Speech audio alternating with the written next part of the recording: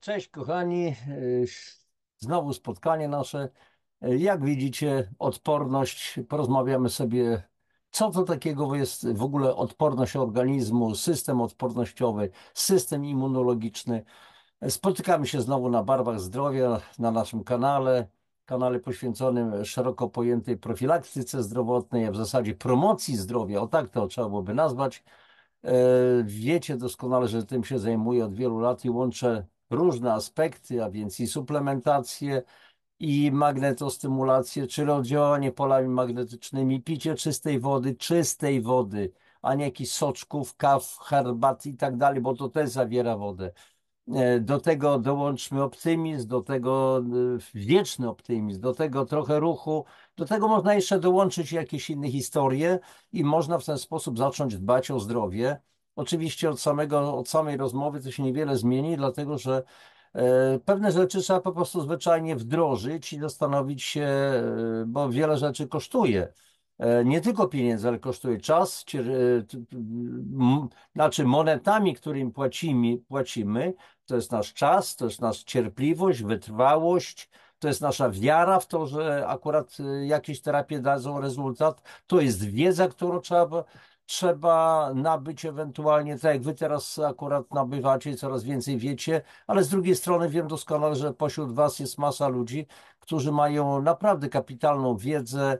Dziś akurat miałem taką rozmowę z pewną sympatyczną istotą na ten temat. Jest z przyjemnością po prostu się rozmawia, bo z kimś, kto ma już tą wiedzę, a nie powiedzmy chce coś w swoim życiu zmienić, a jednocześnie się broni rękami, nogami i w dodatku nic kompletnie nie wie. To jest w ogóle bardzo trudna wówczas rozmowa. Tym razem rozmowa była bardzo sympatyczna, bardzo ciepła. Więc o czym dzisiaj? Oczywiście będzie o odporności, więc za chwileczkę posłuchajcie. Mm, Momencik, udostępnię ekran, bo mam znowu przygotowaną pewną prezentację. Po prostu dlatego, że wówczas poprzez prezentację łatwiej nam pracować, łatwiej po prostu pokazać obrazy pewne. No i w ramach tak zwanej rodzinnej strefy zdrowia, bo generalnie ja się zajmuję programami zdrowia dla całych rodzin. Można to wdrożyć, taki kompleksowy program zdrowia. Będę jeszcze dzisiaj o tym mówił. Przy okazji, słuchajcie, coraz więcej osób, moich gości, czyli coraz więcej z Was zadaje mi pytania, piszecie, ewentualnie kontaktujecie się, a co można wdrożyć, a jak wdrożyć i tak dalej. To już jest fajne, bo jeszcze raz powtarzam, tylko o samej tej wiedzy przekazywania niewiele się stanie. Oczywiście fajnie, że jest wiedza, którą nabywacie, którą ja się też przecież cały czas uczę, którą też przekazuję Wam, ale od tego to jeszcze niewiele, bo trzeba po prostu pewne rzeczy wdrożyć, tak jak powiedziałem wcześniej. Dobrze, zaczynamy w takim razie od czego? Od pierwszego slajdu, czyli stawiamy po prostu na odporność i tak jak zawsze mówię, z ludźmi, dla ludzi i poprzez ludzi. Więc słuchajcie, pytanie zasadnicze, jak zapewnić sobie i bliskim zdrowie?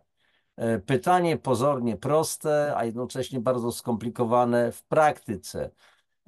Tutaj trzeba od razu powiedzieć wyraźnie, bez ogródek, że jedynym skutecznym, bezpiecznym rozwiązaniem jest zadbanie o właściwy stan organizmu. Ten właściwy stan organizmu gwarantuje wysoką moc układu odpornościowego, czyli immunologicznego, chroniącego nas przed wszelkimi infekcjami, przed wszelkimi. Wiecie o co chodzi, rozmawiamy szczerze, ale pewnych rzeczy nie można za bardzo głośno powiedzieć, bo to może grozić pewnymi jakimiś konsekwencjami. Teraz zastanówmy się, kochani, na tym, co to jest układ odpornościowy. Dlaczego? Dlatego, że jeżeli mamy do czynienia na przykład z układem kostnym, tu mamy akurat szkielet, no to jednoznacznie się to kojarzy. Widzimy, jest to coś konkretnego. Układ mięśniowy widać. Układ na przykład oddychania kojarzy się nam bardzo prosto, zwłaszcza z płucami, z nosem i tak dalej, z ustami. Układ krwionośny, te prawie 150 tysięcy kilometrów naczyń włosowatych u przeciętnego, zdrowego mężczyzny, powiedzmy o masie mniej więcej 80-90 kilogramów. Największy z układów, tak zwane drugie jest nasze serce, układ trawienia, też wyobrażamy sobie usta, przełyk, żołądek, dwunastnica, jelito cienkie, jelito grube i ta końcówka, powiedzmy, wszystko łatwo to sobie wyobrazić. Natomiast problem jest, jak zaczynamy mówić o układzie odpornościowym. Czym jest ten układ odpornościowy? Gdzie on jest? Tu jest właśnie problem, bo układem odpornościowym to jesteśmy my cali, całe nasze ciało i nasza psychika, nasz umysł. Bo pierwszy element układu odpornościowego, słuchajcie, to jest nasza skóra. Jeżeli skóra jest cała, mocna, odpowiednio zapatrzona, to tam różnego rodzaju powiedzmy bakterie, wirusy nie będą się w stanie przedostać.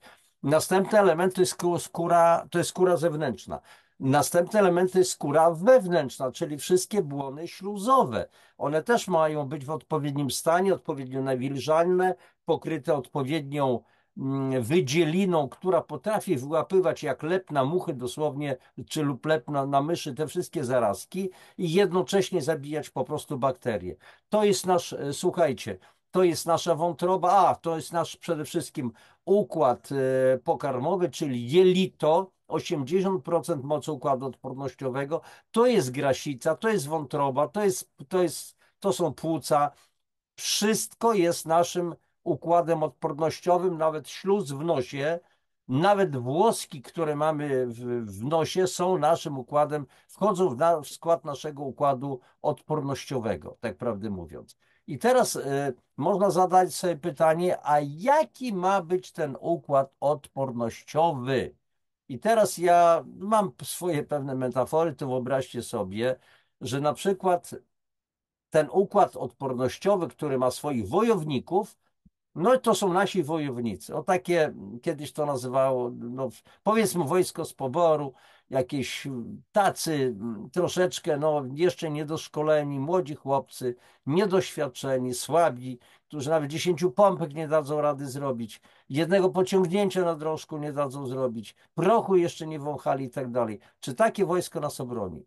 A może nasz organizm powinien mieć do dyspozycji takich wojowników, jak nasza Formosa, wspaniali wojownicy, jak Grom, jak Nil i tak dalej, i tak dalej. Świetnie wyposażeni, świetnie wyszkoleni, na widok których niejednemu się odechciewa po prostu agresji, bo do tych pierwszych chłopaków to żaden problem, no, to są tacy chłopcy po prostu.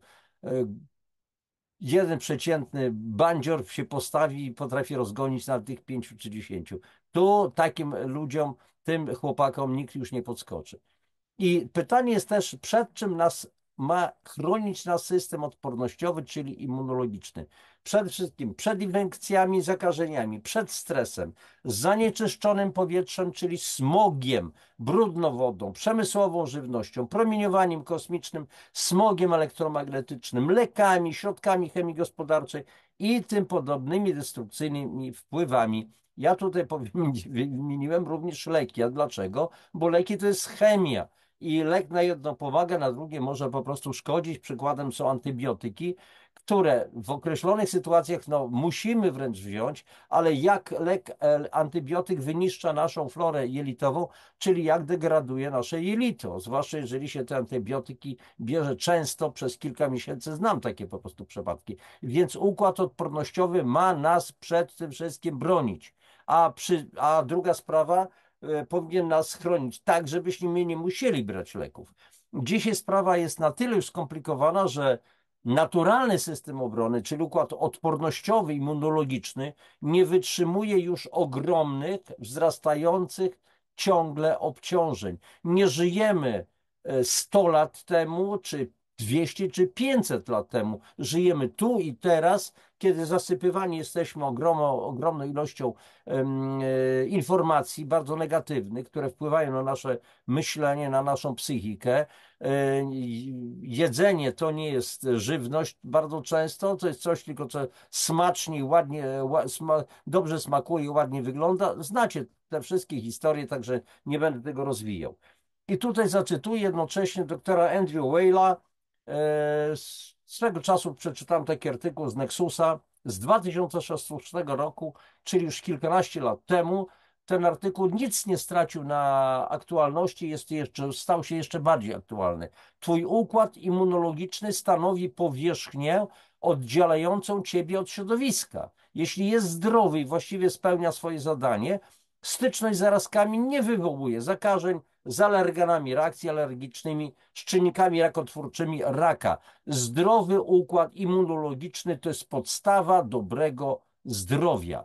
I siły obronne organizmu zależą, też trzeba tutaj od razu jasno powiedzieć, nie tylko od biologicznych jego właściwości, lecz mają naturę psychofizyczną, czyli moc układu odpornościowego zależy w dużym także stopniu od psychiki. Wyobraźmy sobie człowieka nawet świetnie zbudowanego, pozornie wyglądającego zdrowo, silnie, potężne mięśnie i pierwsze wejście na ring z bokserem, który wieloletnie trenuje, czy z jakimś innym przedstawicielem sztuk walki i tak dalej, i tak dalej. I co? Albo ma się spotkać na ulicy z jakąś bandą obwiesi, którzy są pewni siebie, którzy już niejednego zaatakowali skutecznie i tak dalej. I co? Nawet ten duży, jeżeli ma słabą psychikę, nogi zaczynają mu drżeć, ręce drżą po prostu. Wiem, o czym mówię, bo bywałem w takich różnych okolicznościach i kiedyś bardzo się bałem, a teraz się już nikogo nie boję, tak prawdę mówiąc, i nie ma sprawy, więc kwestia to jest wzmocnienia swojej psychiki, a do tego dodać można jeszcze parę ładnych rzeczy, parę troszeczkę treningów, kilka czy kilkanaście lat i przestajemy się bać. A więc psychika i psychika. Trzeba się do pewnych rzeczy przyzwyczaić, więc tu na psychikę oddziałują nasze stresy, a stresy spowodowane lękami, również tymi tłumionymi, wieloletnimi lękami, wywołują napięcia, którego rezultatem jest tak zwana, słuchajcie, somatyzacja stanów emocjonalnych, czyli przeniesienie obciążeń z psychiki, z psyche do ciała, czyli do soma. Somatyzacja stanów emocjonalnych. To jest zupełnie naturalny stan, że tak to się w organizmie dzieje.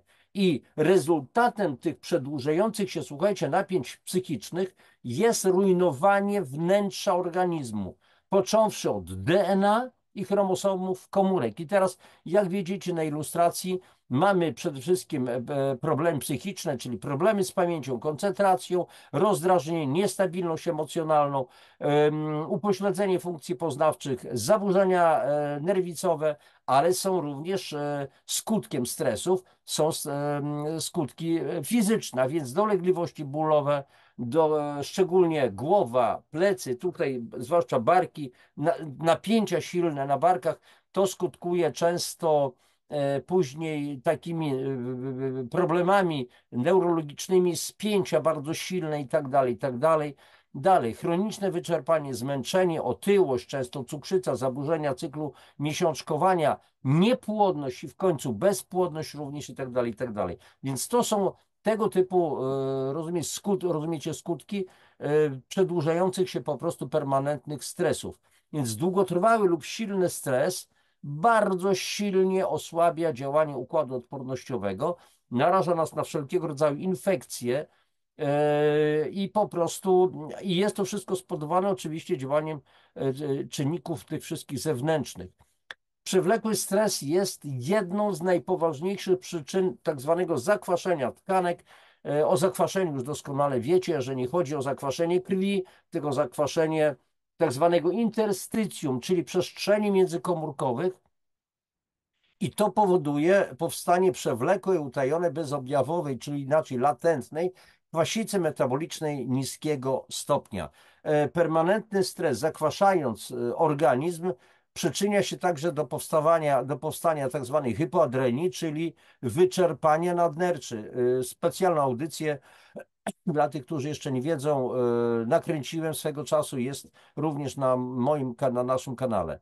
I z wszystkich tych oczywistych względów zasadniczy wpływ na wysoki poziom odporności ma alkalizacja organizmu, bo jeżeli jesteśmy zakwaszeni z różnych przyczyn, a przede wszystkim z powodu stresu, a stresy mogą być różne, i psychiczne, i fizyczne, termiczne, chemiczne i tak dalej, to trzeba po prostu alkalizować organizm.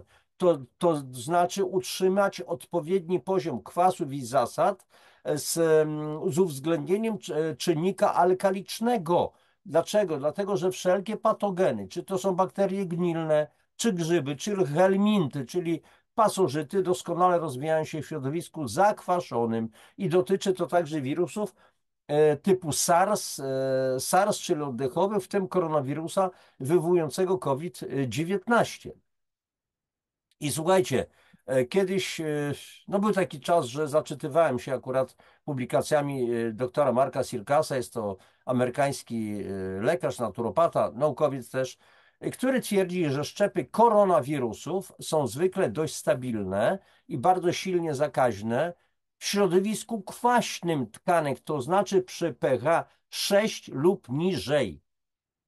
Dlatego dr Sirkas powiada, do dezaktywacji wirusów dochodzi dość szybko w środowisku zasadowym, kiedy pH wynosi 7,7,4. Ja ciągle tłumaczę, że norma medyczna pH, którą określamy, znaczy stan pH organizmu określamy na podstawie badania pH porannego moczu, środkowego strumienia, to ta norma medyczna oscyluje między 4,8 a 8. Przedział jest szalenie szeroki, szalenie.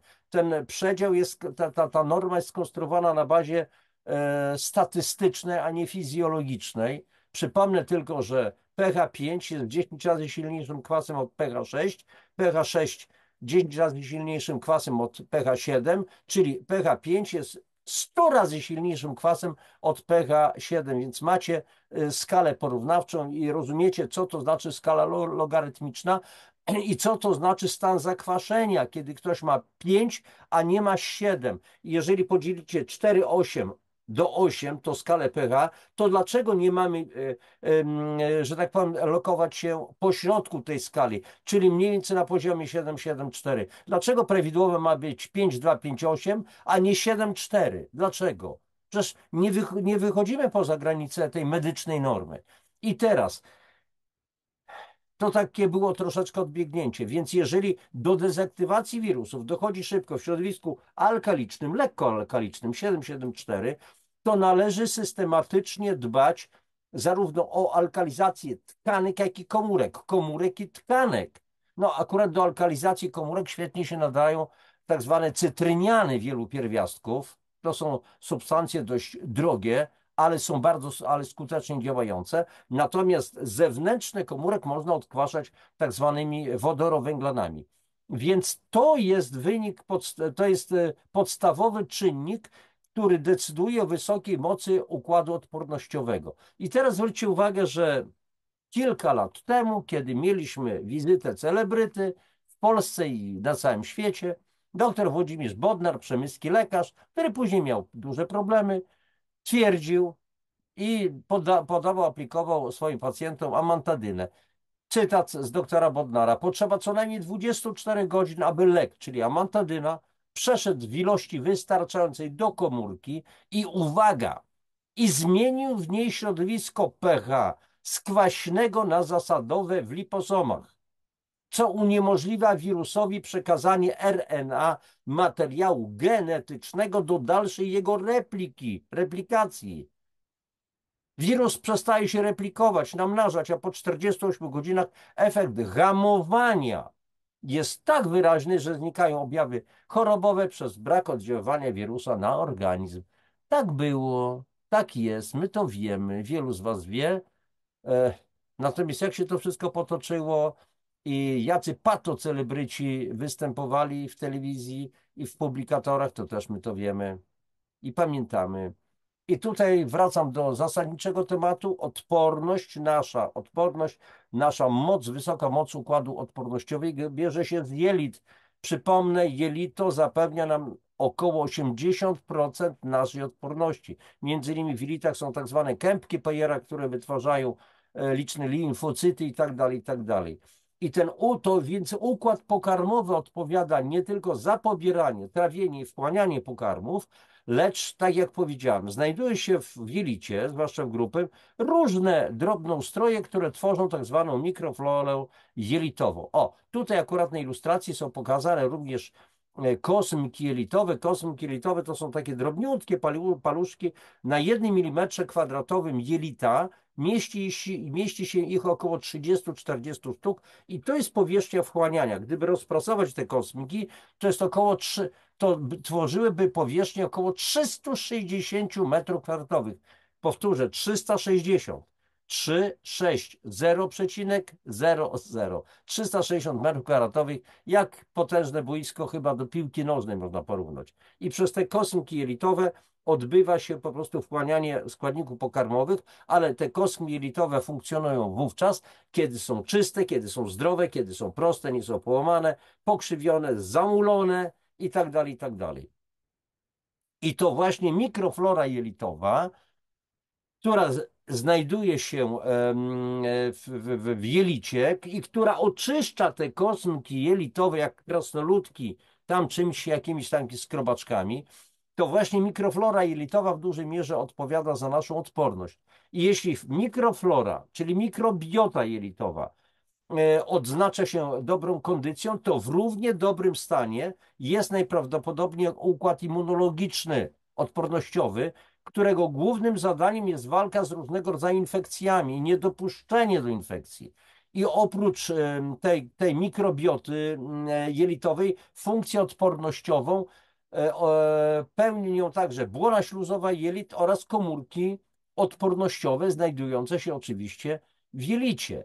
E, Trzeba tutaj od razu powiedzieć, że obniżeniu mocy układu odpornościowego sprzyja otyłość. Otyłość jest już zakwalifikowana jako choroba. Otyłość z kolei generuje cały szereg innych chorób, tak prawdę mówiąc. Otyłość oczywiście jest jednym ze skutków zakwaszenia organizmu, czyli jego zatrucia toksynami o charakterze kwasów i te wszystkie kwasy, te toksyny są lokowane właśnie w komórkach tłuszczowych, w adypocytach. Tam się to wszystko odkłada, zwłaszcza tak zwany tłuszcz wewnętrzny, czyli wisceralny, czyli trzewny. To jest taki rodzaj śmietniska, wysypiska, gdzie odkładamy po prostu swoje chemiczne śmieci i to jest źródło wszelkiego rodzaju stanów zapalnych. I teraz pytanie, co w związku z tym możemy zrobić, żeby podwyższyć, zwiększyć moc układu odpornościowego. Słuchajcie, parę rzeczy trzeba zrobić, tylko pytanie, czy zawsze możemy. A więc co powinniśmy zrobić? Zadbać przede wszystkim o wystarczającą ilość snu. 8 godzin, ale też kładzenie się na odpoczynek o właściwej porze, czyli najpóźniej na przykład o 22, bo to zapewnia nam właściwą regenerację oraz odpowiednią ilość melatoniny, hormonu snu, ale też jest to substancja, która wpływa na naszą odporność. Dalej, zmiana sposobu, no właśnie, odżywiania się, jedzenia, czyli jedzenia poprzez eliminację produktów do jedzenia, widzicie, gubię się ciągle, produkty do jedzenia, produkty żywnościowe. Żywność, posiłek, pokarm to to, co nas żywi, to, co nas posila. Natomiast jedzenie niekoniecznie musi być pokarmem. A więc wyeliminować produkty do jedzenia powodujące zakwaszenie, zatrucie organizmu oraz prowadzić produkty alkalizujące, czyli działające pozytywnie na nasz organizm. Dalej, ważny jest ruch na świeżym powietrzu. Przepraszam, zwiększający dotlenienie, wspomagający odkwaszanie organizmu i zabójcze dla patogenów. Tlen jest zabójczy dla patogenów. Jedna z moich audycji była poświęcona wolnym rodnikom. Ja tam akurat mówiłem o tym, że one są destrukcyjne, działają destrukcyjnie nie na organizm, ale też organizm potrafi niektóre wolne rodniki tlenowe wykorzystywać jako rodzaj takiej bomby tlenowej, zabijającej różnego rodzaju patogeny. Ruch aktywuje komórki obronne układu odpornościowego. Dalej, niezbędna jest systematyczna alkalizacja organizmu, czyli odkwaszanie. A więc mówiłem wcześniej, że wszelkie patogeny uwielbiają środowisko zakwaszone, a nie znoszą alkalicznego. Dlatego tutaj warto sobie kontrolować pH na bieżąco w warunkach domowych, czyli po prostu badać to, zwilżając paski lakmusowe niewielką ilością moczu. Jest specjalny odcinek, audycja pH, gdzie tłumaczę, w jaki sposób, o co to z tym wszystkim chodzi. Dalej. Należy pić nisko mineralizowaną wodę, czyli wodę, która zawiera, uwaga, jak najmniej minerałów. bo te minerały w wodzie to jest rozpuszczona skała. Nie dajcie się po prostu oszukiwać. My potrzebujemy oczywiście minerałów, ale przede wszystkim spożywienia. Jeżeli pożywienia już nie starcza w odpowiedniej jakości, to powinniśmy się suplementować. Czy to się komuś, kochani, podoba, czy nie, suplementacja jest dzisiaj nieodzowna. I naprawdę mnie nie interesuje, że ktoś może mówić, że przesadzam, że mówię bzdury i tak dalej. Wiem, co wiem, bo od 20 paru lat zajmuję się tym tematem, zgłębiłem ten temat, sam to stosuję na sobie, wiem, jak ja się czuję. Wielu z Was wie doskonale, że w tym roku, w styczniu, w 2024, to chodzi o to, żeby ślad pozostał tutaj na gdzieś tam zapisach tych elektronicznych. Skończyłem 70 lat. Widzicie, jaką mam energię, jak się czuję fizycznie, psychicznie i tak dalej. A więc chodzi o to, żeby pić wodę o jak najmniejszej ilości minerałów, czyli wodę, która doskonale będzie nas płukać, czyścić, myć wewnętrznie. Woda, która zawiera już jakieś składniki, po prostu źle będzie, nie jest w stanie dokładnie rozcieńczać, wypłukiwać i tak dalej. A więc chodzi o to, żeby te picie wody zmniejsza stężenie kwasów, czyli rozcieńcza je i umożliwia ich po prostu wypłukiwanie. Dalej, trzeba systematycznie zaopatrywać organizm w naturalne kompleksy minerałowe, witaminowe, bioflawonoidy, probiotyki i tak dalej, kompatybilne w stosunku do ludzkiego ustroju. A więc cały szereg po prostu tego typu rzeczy trzeba po prostu stosować. Trzeba opanować również, słuchajcie, eliminować czynniki silnie zakwaszające organizm i osłabiające układ odpornościowy. O to wszystko trzeba zadbać. I teraz pytanie w związku z tym, jak wspomagać organizm, żeby to zrealizować. Więc najpierw ważne składniki, w które należy systematycznie zaopatrywać organizm. Kochani, witamina D3 w dużych dawkach. To jest gwarant sprawnego działania układu odpornościowego. Kiedyś polska Polfa wytwarzała witaminę D3. W kapsułce było 300 000 jednostek, a dzisiaj w radio, w telewizji słyszę, że jakaś tam firma chwali się swoimi suplementami, witaminą D3 i mówi, nasz suplement, nasze te kapsułeczki zawierają aż 2000 jednostek, a stosowało się 300 000. I dzisiaj się wmawia, że te duże dawki mogą zatruć organizm, mogą być szkodliwe. Oczywiście, jeżeli będziemy przez miesiąc, dzień w dzień stosować po 300 000 jednostek, to zrozumiałe, że może nam to zaszkodzić. Woda też może być trucizną. Jeżeli ktoś wypije w przeciągu dnia 10 litrów wody, to niestety może się przenieść na łono na Abrahama. Ktoś zje kilogram soli w ciągu jednego dnia, to się przeniesie na łono Abrahama. Dalej, witaminy z grupy B, witaminy A, E, C, koenzym Q10, selen, cynk, magnez, krzem, chrom, mangan, kwasy tłuszczowe omega-3, bioflawonoidy, enzymy, aminokwasy, symbiotyki i tak dalej, i tak dalej. Nie czujecie się jeszcze lekko przerażeni? Wyobraźcie sobie, że kupujecie jakieś suplementy i tutaj macie już kilkanaście, załóżmy, stojących jakichś puszek na stole i macie to wszystko łykać, nie wiem, 2 razy dziennie, 3 razy dziennie. To naprawdę można być przerażonym. Pytanie w związku z tym, zaraz wrócimy do tego, ale jakie są cele takiego wspomagania organizmu? Po co?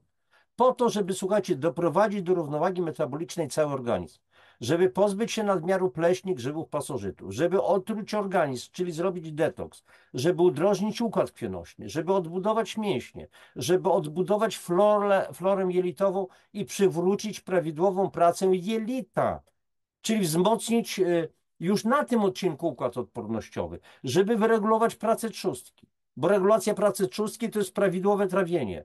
To jest brak chorób autoimmunologicznych. Trzeba wzmocnić odporność to jako całościówka. Pozbyć się nadmiaru tłuszczu wewnętrznych, czyli tego śmietnika. Przywrócić prawidłowy metabolizm. Poprawić kondycję i jakość skóry, włosów, paznokci. Przecież każdy z nas chce ładnie wyglądać. Opóźnić procesy starzenia, czyli stosować działanie anti-aging. Na ostatnim akurat szkoleniu, akurat niedawno zupełnie w miejscowości Rytro koło Nowego Sącza była o tym właśnie mowa, że jeden z uczestników, który stosuje akurat magnetostymulację, który poleca tą magnetostymulację, powiedział, mówi, słuchajcie, tu nie chodzi o przedłużenie życia, tylko chodzi o to, byśmy tego życia nie skracali. Więc nie skracajmy tego życia. Dobrze, cele wymieniliśmy. Wrócę do poprzedniego slajdu, jak wspomagać organizm. Więc zobaczcie, jak mamy taką potężną listę. I teraz, gdybyśmy chcieli stosować te pojedyncze, witamina A oddzielnie, witamina C oddzielnie, witamina E oddzielnie, oddzielnie omega-3, oddzielnie to, wiecie co, można byłoby zwariować, nikt by tego nie zrobił. Więc pytanie, jak wspomagać organizm? Pytanie zasadnicze też, kto jest w stanie w typowych warunkach życiowych, normalnie pracując, mając ograniczony czas, nie dysponując rozległą wiedzą, nie dysponując odpowiednim doświadczeniem, wspierać regularnie chociaż przez 2-3 miesiące organizm. Czyli 2-3 miesiące przynajmniej zastosuję coś, doczyszczę, wzmocnię ten swój organizm, później na pewien czas można mieć spokój. Później warto powtórzyć. Albo ewentualnie, jeżeli ktoś jest w stanie, żeby regularnie nawet wspomagać ten organizm, bo on jest regularnie, codziennie po prostu traktowany destrukcyjny. Przez stresy, przez to, co jemy, przez to, co pijemy i tak dalej. Więc jak niewielu z nas ma szansę to robić? Tak regularnie, porządnie dożywiać organizm tymi kilkudziesięcioma składnikami. Komórka naszego organizmu, każda komórka z tych około 70 do 100 bilionów potrzebuje dziennie 70 do 90 składników pokarmowych, odżywczych, prawdziwie odżywczych, plus jeszcze wodę, plus tlen. Czy dostarczamy? Jeżeli nie mamy szansy stawiać na swoim stole tych kilkudziesięciu puszek, jakiś tam, ja sobie tego nie wyobrażam, to w takim razie co możemy zrobić dla siebie i bliskich? Posłuchajcie, ja tutaj chwytam byka za rogi i mówię o tym, co ja stosuję. Zresztą na moim kanale jest playlista, kompleksowy program zdrowia, są chyba 2, 3 audycje i tam między innymi omawiam kompleksowy program zdrowia. Co należy zrobić, jak kompleksowo potraktować organizm. Więc można zastosować to, co ja stosuję, to, co stosuje wielu moich znajomych. Ci znajomi już się pojawiają na tym kanale i nieraz zamieszczają komentarze, tak, stosuję ten program. Niektórzy od wielu lat, niektórzy dopiero zaczęli od kilku miesięcy. Rezultaty są fantastyczne. Mam nadzieję, że zrobię z takimi ludźmi też wywiady na ten temat, żeby oni sami po prostu powiedzieli, jak to w ich przypadku po prostu było. A więc można zastosować kompleksowy program zdrowia, gdzie to wszystko, co na tym slajdzie, który pokazywałem, te kilkadziesiąt różnych substancji, będzie, ale nie będzie w kilkudziesięciu produktach. To będzie zaledwie kilka produktów, 5-6 produktów, bardzo proste zastosowanie w warunkach domowych. I zadaniem tego programu jest wspomaganie organizmu. To jest oczyszczenie z toksyn, odkwaszenie, odżywienie, to co Wam pokazywałem na poprzednim slajdzie. Cel tego całego naszego programu. I ten program działa na 5 podstawowych strategicznych obszarów działania organizmu. Wszystko jest świetnie, myślę, że świetnie, bo mam odgłosy, wszystko to jest pokazane w audycji kompleksowy program zdrowia. Co to takiego i tak dalej, i tak dalej. Spełnia ten program wszystkie wcześniej wymienione cele. Czyli to robimy, to robimy, to robimy, to robimy, do tego doprowadzamy organizm i tak dalej. I co jest bazą tego całego programu? Suplementy. Suplementy bardzo wysokiej jakości, naturalne, wieloskładnikowe, ściśle dobrane. Suplementy diety, czyli tak zwana żywność funkcjonalna. Tak to się nazywa. Nutraceutyki, jak zwał, tak zwał. Wiecie doskonale, że to propaguje suplementację bardzo konkretną, skuteczną. Jeżeli ktoś ma dojście do jakichś różnych innych suplementów, niech to bierze. Chodzi tylko o to, żeby to nie były suplementy syntetyczne przede wszystkim, żeby to były suplementy pochodzenia naturalnego, a więc z roślin przede wszystkim, żeby to były suplementy wieloskładnikowe, bo jeżeli to są, słuchajcie, w przyrodzie nie ma jednoskładnikowych substancji. Nie ma oddzielnie witaminy A, witaminy C, witaminy D i tak dalej, i tak dalej. Wszystko w przyrodzie jest powiązane w duże kompleksy. Łącznie witaminy z minerałami, z różnego rodzaju, z bioflawonoidami i tak dalej. Tak jak to stworzyła matka natura, a nie inaczej. Inaczej rozdrabniamy się po co? Żeby każdy sobie, powiedzmy, kupował. Czegoś weźmie za dużo, czegoś za mało i zaczną się po prostu problemy. Tutaj tego akurat nie ma. I na zakończenie jest, kochani, truizm oczywiście. Zdrowie nie jest wszystkim, ale bez zdrowia wszystko jest po prostu niczym. Więc każdy może skorzystać z kompleksowego programu zdrowia. Nasza wiedza, moja wiedza, wiedza i doświadczenie wielu innych ludzi, moich znajomych, którzy korzystają z tego programu, są po prostu do waszej dyspozycji dla tych, którzy oczywiście chcieliby. Już zatrzymuję udostępnienie, to był ostatni slajd. Więc są konkretne rozwiązania. Mówię o tym jeszcze raz, powtarzam, otwartym tekstem. Oczywiście każda sytuacja wymaga oddzielnego spotkania, często rozmowy. Dziś akurat miałem taką rozmowę, bo komuś czasami jestem atakowany przez niektórych ludzi, takich rzadko to się zdarza. To niech pan powie, co brać i tak dalej. Ale co brać? Po co brać?